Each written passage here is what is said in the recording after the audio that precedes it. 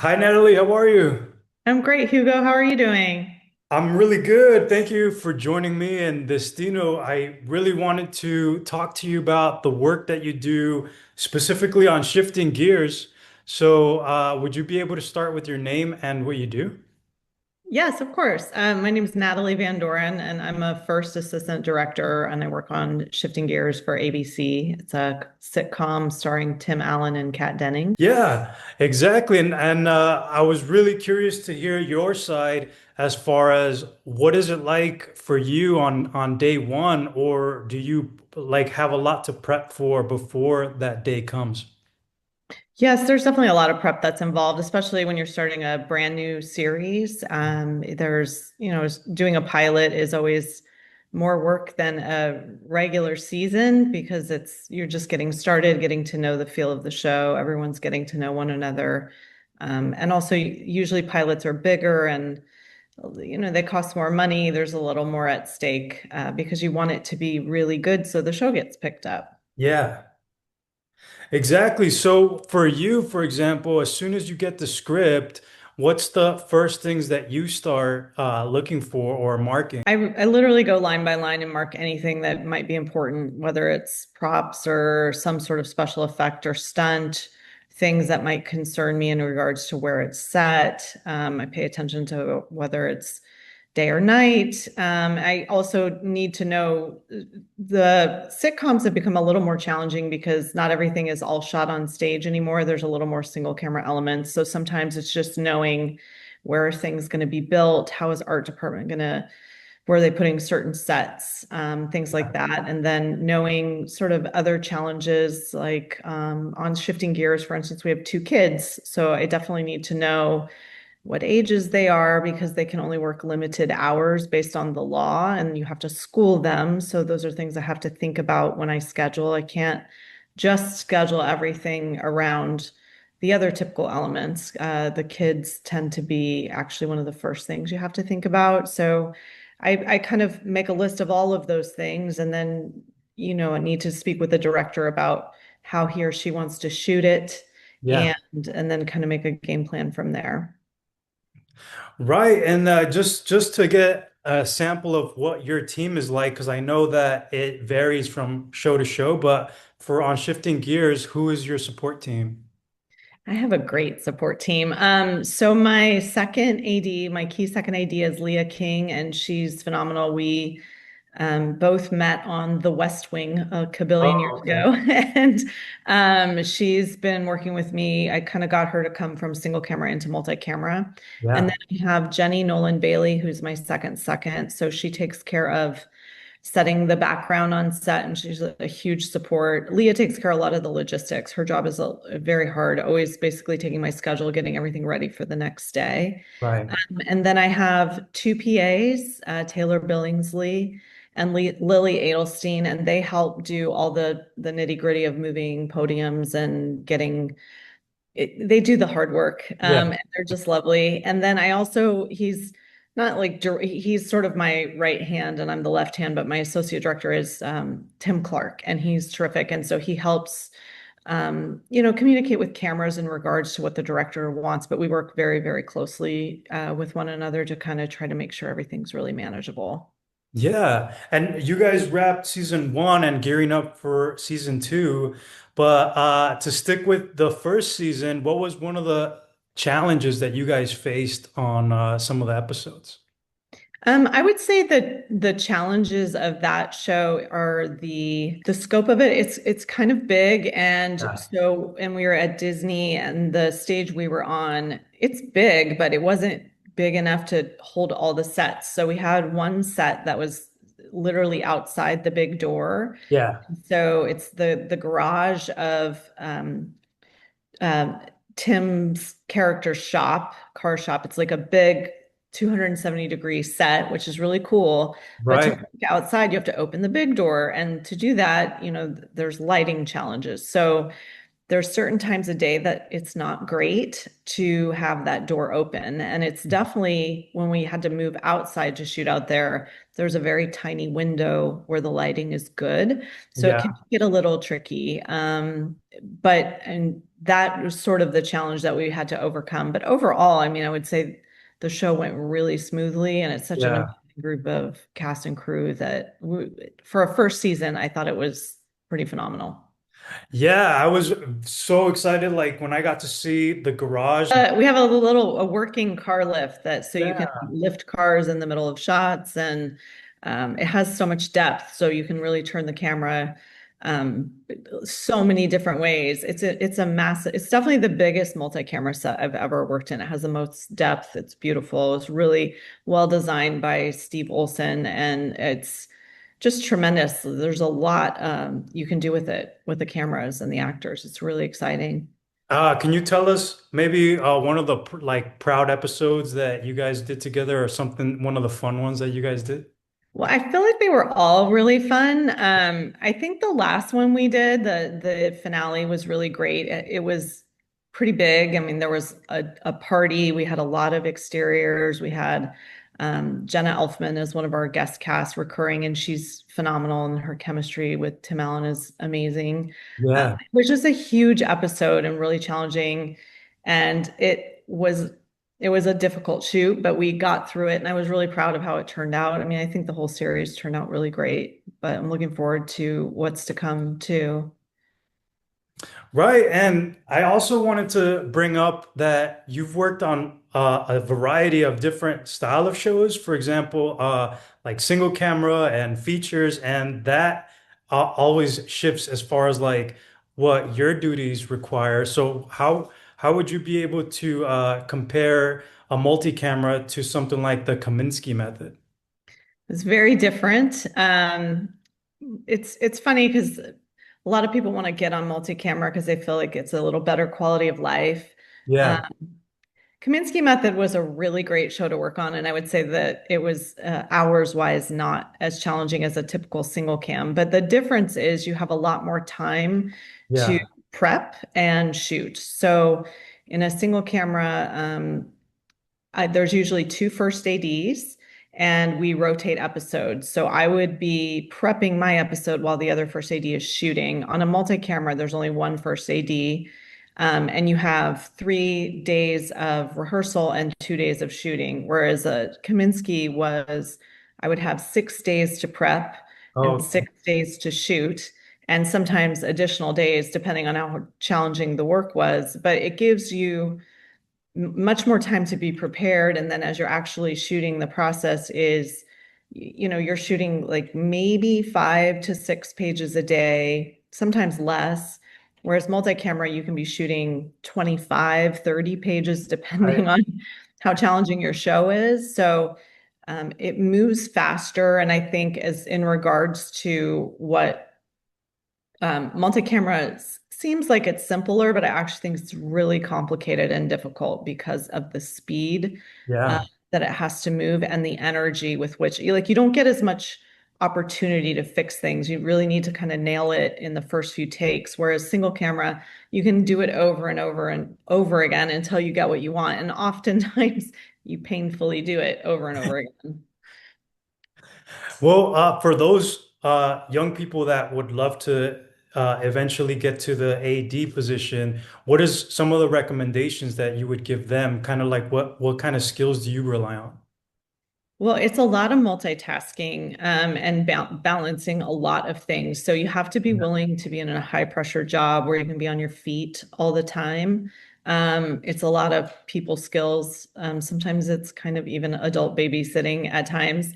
And you have to be really organized. So it's challenging. You also have to kind of be a really confident person, have a strong voice because you are literally the kind of the captain of the ship, and Yeah. you're sort of rallying everyone to go one direction. And a lot of times it's fine when it's like all going well, but sometimes you hit moments where it's not. And Mhm. that's when it really you have to really dig in and just be a really strong person. And my recommendation for someone who wants to get started is to really start getting onto sets as much as possible. Like, Yeah. try to get a PA job, try to even just observing is a good way to start. Right. And then being a PA is a great way to learn. Like, even if you start in the office, but try to make it to set as much as you can. Yeah. I didn't come up as a PA, but I came up as a Directors Guild, a DGA trainee, and that gave me a lot of opportunity to go from different types of shows, like movies. I did a lot of my first show was like a multi-camera called Sabrina the Teenage Witch, and then Oh I yeah. Buffy the Vampire Slayer, which was a single camera, and ER and West Wing, and then I did some movies. I did Ocean's 11, and then just a ton of Wow. different little TV shows, a couple movies. So I got kind of a broad range of experience, and I did different parts of ADs do many jobs. So Mhm. you kind of want to learn all of it, and it just makes you better at your job. So I would say just try to get on a set. That's the first step. I did want to touch on all the directing that you've done. You've done some episodes on That Girl Lele, and also what was that like for you? It was really great. It was actually amazing. I feel really blessed that I got my first opportunities to direct multicam on the shows. It was two Nickelodeon shows I did, Side Hustle and That Girl Lele. Right. I had directed some single cam stuff before, so I had some directing experience, but I kind of came up in a time where there weren't any women getting directing jobs. So I had done like a short film back in the early 2000s that I sold, but I just couldn't get full directing episodes. So I would get like second unit directing work. So that was great. But by the time I got onto Side Hustle and That Girl Lele, Yeah. I had the experience and the network, and my showrunners believed in me. And so they, it was like, yes, we want to give you an episode. And then that turned into more episodes. So I would say I couldn't have asked for a better experience because it was kids shows are hard, but they tend to have like more of a family feel. The You're not dealing with like big mega stars, so the pressures are different. It's like more just it feels like you're just a team rallying towards a cause and trying to get a lot done in a little bit of time, but it also is a lot of fun. So it was a great environment with a lot of support from really lovely producers and crew and cast. So I feel really blessed. Yeah. How do you compare that experience to being an AD? Directing to being an AD, they're very different. And I have to like set aside my AD head sometimes when I'm directing because you really do have to focus on the story and the creativity and the shots, whereas ADs are focused on the time and how to make it all happen. So I have to let that go. Yeah. I love being a director. It's amazing. It's such a it's really what I came here to do. And it's hard to find those opportunities, but once you do, it's wonderful when you get them. So you really put a lot Sure. of time into prepping. Directing multicam is a lot harder than directing single camera because it moves so quickly and you have to be insanely prepared. You have to be able to pivot really quickly. Yeah. You have to pay attention to four cameras instead of one or two cameras. And you don't have time like you do in single camera to like really craft things. Like, it just moves very quickly. And sometimes it's a live audience. So Yeah. that can also be a little bit, there's some pressure there, but it also makes the energy a lot of fun on a sitcom. Yeah, what are some of the responsibilities for you as a director? You're in charge of cast, correct? And you're in charge of getting the shots the way that you want them. But who else do you collaborate with in that instance? You collaborate with everyone, the entire crew. And I think it's extremely important if you get into the film business, it's a collaborative effort all the way through. Like, top to bottom, everybody is really important, whether it's the biggest showrunner, the lead actor, all the way down to like the background artists or the stand-ins. You everyone has an important part, and so you need everyone. And so it's not, even as a director, even though you are in charge of the creative process, Yeah. you depend on everyone. So if I come in as a director, I need to be prepared.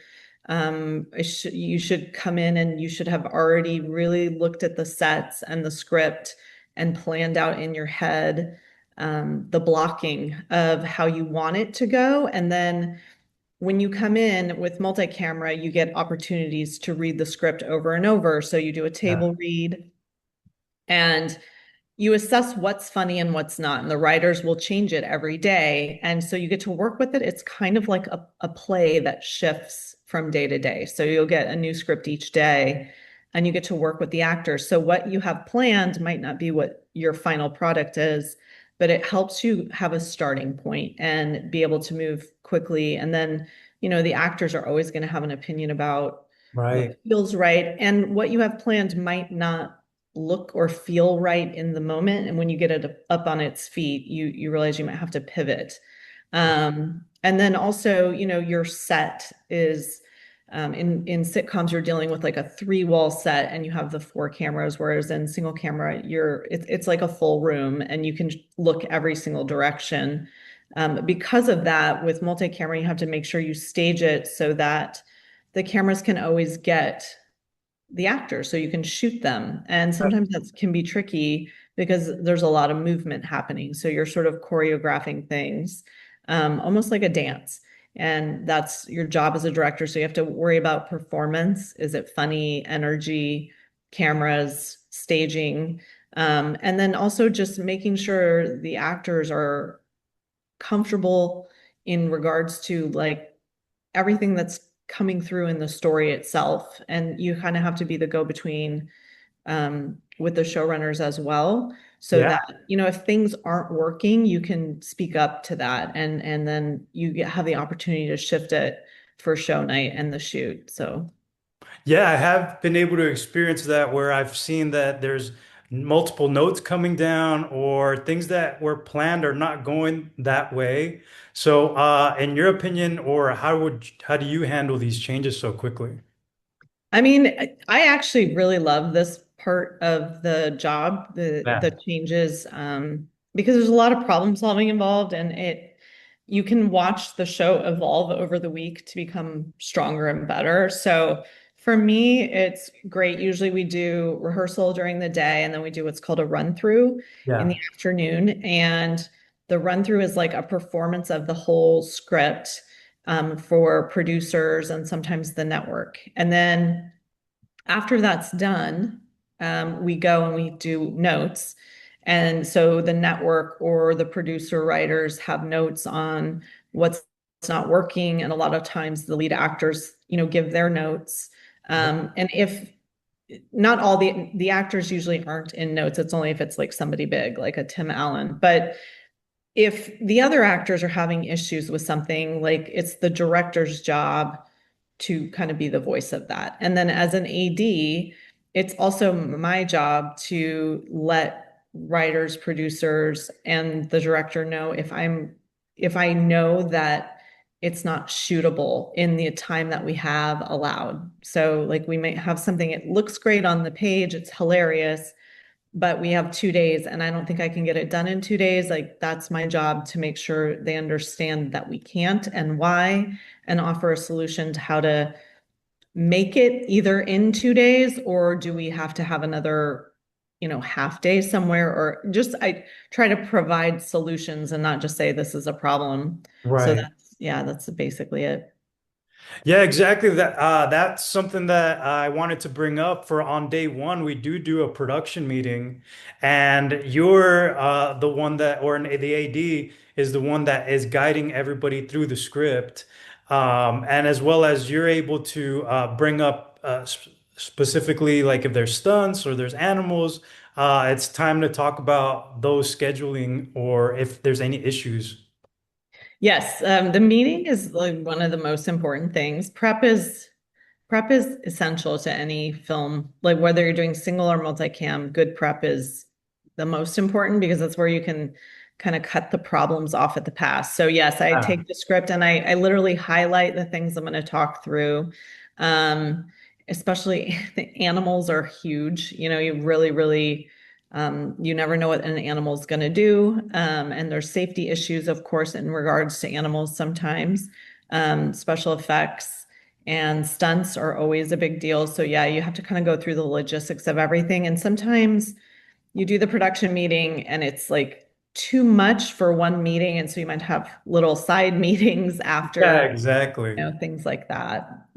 So yeah, those things are very important to kind of get to the point where you have a shootable episode. Right. And I know that we are living in different times now where our industry is, but if you were to give some advice to young people of how to get themselves started, what would you recommend?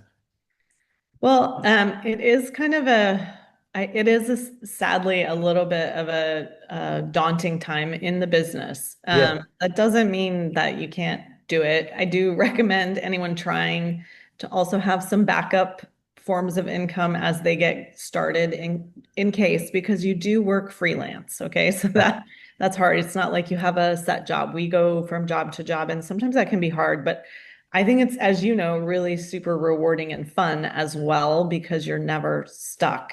But Yeah. my advice would be to really like try to meet people, get on sets, even if it's just starting on student films, shoot Mhm. your own things, um, try to make connections to get internships, PA jobs. Don't be shy. Like if you want to be on set but can't find a set job and someone offers you an office job, like take it because Yeah. that can quickly springboard you into the next step. Also, a lot of people start and think they want to be one thing and Mhm. quickly then realize something else calls to them in the movie business. And so, which is pretty exciting because there's so many great jobs. Yeah, Uh, exactly. you might think you want to be a director, and then you realize, no, I really want to be an editor, or I love the art department. So it's good to get in and start to really like figure out what everyone does, how they contribute, and what sort of calls to you. So I would say just getting a foot in the door is crucial just by getting on any set. And there's tons of internships offered by studios. Um, and especially it's hard if you don't have like a personal connection. Right. So I looking for those internships is actually kind of crucial. And then once you can kind of get those, you can make connections that can kind of help you get those first PA jobs. And that's a great way to start. Yeah, I agree. For me, I mean, it was just to be able to get in that environment and to be able to see how everything works, how everything's running. And then not until that time I was able to really figure out like where I belonged. And like you said at the very beginning, I thought I was going to be an electrician, to be honest. Oh my God, really? Yeah, That's and then great. the guys were just telling me like you have to be positive that this is what you want because it's not going to be easy. And so yeah, I just ended up in the art department and that's exactly where I felt like I was at home and I really enjoyed my time. But yeah, a lot of the times you go in thinking you were going to be in one department and then you realize that was not meant for you.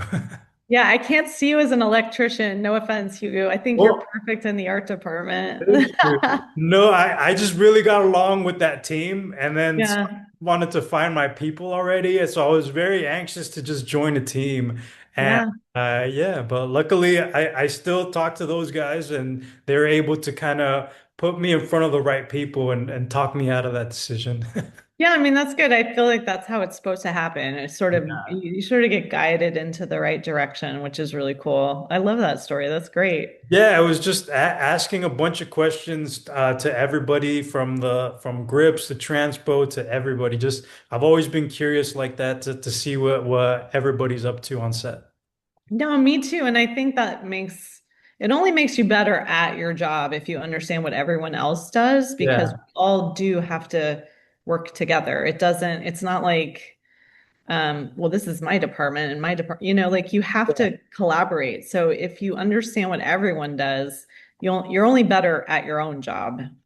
So that's really Mhm. cool. Well, as well as like you said, we are freelance, so that's also the way that I figure out where my next gig might be. If somebody just started a new show, I start inquiring about that, or just kind of start to feel out what else is out there other than what we're already on.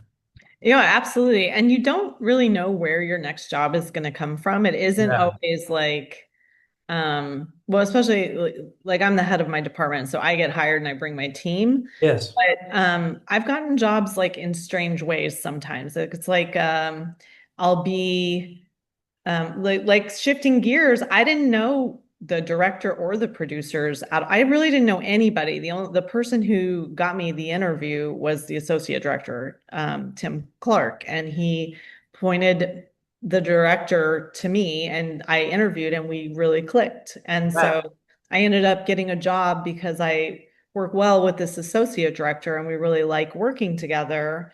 Um, and so, and now I have like a whole new group of people who I love working with who will hire me. And when I was on Kaminsky Method, I, Yeah. I was doing Kaminsky Method as a first, and then Paul Reiser pulled me aside and was like, "Oh, hey, I really love you. Do you want to be my first AD on Mad About You?" And I was like, yeah, that'd be great." And then next thing I know, I was interviewing, with him and Helen Hunt and Peter Tolan, and I got the job. Like Yeah. it was because you just don't know who's gonna see you and your skills and connect with you on a chemistry level, knowing, like feeling comfortable with your ability to do your job. So I think it's kind of exciting to be freelance. I know it's daunting. I know there's not as much work as there normally is, but there is something exciting about sort of the possibilities of what's next, what's What's coming, and next? and never really doing the exact same thing all the time.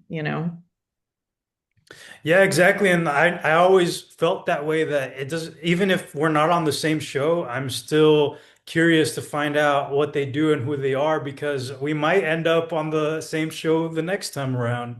So yeah, I'm always happy to meet people.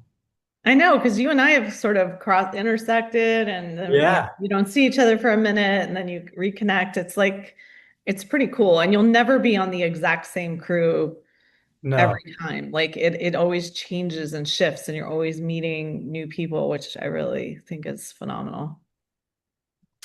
Well, great. Thank you. Thank you, Natalie. I really appreciate your time and for you to talk to me.